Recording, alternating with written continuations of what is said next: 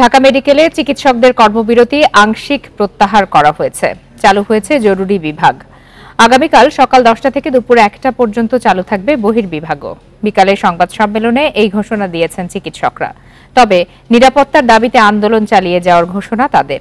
এদিকে বহির্বিভাগ বন্ধ থাকায় ভোগান্তিতে পড়েছেন হাজারো রোগী। প্রিয় নম্বর সেট করে বিকাশে সেন্ড মানি করুন ফ্রি। পায়ে সংক্রমণ নিয়ে ঢাকা মেডিকেলে রিকশা চালক জহুরুল ইসলাম 2 দিন ধরে ঘুরছেন ভর্তির জন্য। ভাঙা পা নিয়ে মুন্সিগঞ্জ থেকে ঢাকা মেডিকেলে এসেছেন জুয়েল মিয়া। বহির্বিভাগের সামনে অপেক্ষায় 3 ঘন্টা ধরে। ঢাকা মেডিকেলের বহির্বিভাগে প্রতিদিন রোগী আসেন 4 থেকে 5 হাজার। তাদের একটি বড় অংশই ঢাকার বাইরের বিভিন্ন জেলার। জুয়েল ও জহুরুলের মতো অসংখ্য রোগী সেবা নিতে এসে বহির্বিভাগ বন্ধ দেখে পড়েন বিপাকে। আউটডোরের অনেক বিভাগ প্রায় শূন্য, বন্ধ রুটিন অস্ত্রোপচার। পায়ে সমস্যা, এটার জন্য ডাক্তার দেখাইছি। এটা দেখানোটা জরুরি, আমি হাঁটা চলা করতে পারি না।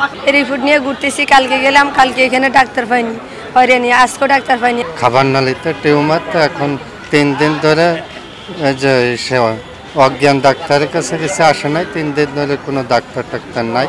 উনি এখন মৃত্যুর সঙ্গে পাঞ্জা লড়ছে। তবে চালু রয়েছে জরুরি বিভাগ। হামলার জেরে চিকিৎসকদের কর্মবিরতি সোমবার বিকেলে সংবাদ সম্মেলনে প্রত্যাহারের ঘোষণা দেন চিকিৎসকেরা। এখানে যে সন্ত্রাসীরা গ্রেপ্তার হয়নি তাদের অতি দ্রুত গ্রেপ্তার করে আইনের আওতায় আনতে হবে এবং তাদের দৃষ্টান্তমূলক শাস্তির ব্যবস্থা করতে হবে, যেন এই ধরনের অপরাধ আর কোথাও না হয়। এদিকে হাসপাতাল এলাকায় জোরদার করা হয়েছে নিরাপত্তা। পরিস্থিতি নিয়ন্ত্রণে সেনা সদস্যদের পাশাপাশি রয়েছেন র্যাব ও বিজিবি সদস্যরা। চিকিৎসকদের উপর হামলার ঘটনায় 2 জনকে গ্রেপ্তার করা হয়েছে। এছাড়া অবহেলায় রোগী মৃত্যুর অভিযোগের সত্যতা মেলেনি জানিয়েছে স্বাস্থ্য মন্ত্রণালয়। সুপারিশ করেছে অনেকগুলো, সুপারিশগুলোর মধ্যে রয়েছে সংযুক্ত এই অনাকাঙ্ক্ষিত ঘটনার সাথে যারা বেআইনিভাবে এবং সম্পৃক্ত রয়েছেন তাদেরকে অ্যারেস্ট করে আইনের হাতে সোপর্দ করে বিষয়গুলো রয়েছিল। কোনো দুষ্কৃতিকারী যেভাবে ঢুকে যেতে পারে।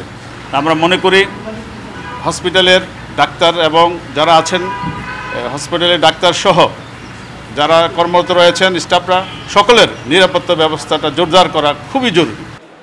শনিবার থেকে ঢাকা মেডিকেলে 3 দফা হামলার শিকার হন চিকিৎসকেরা।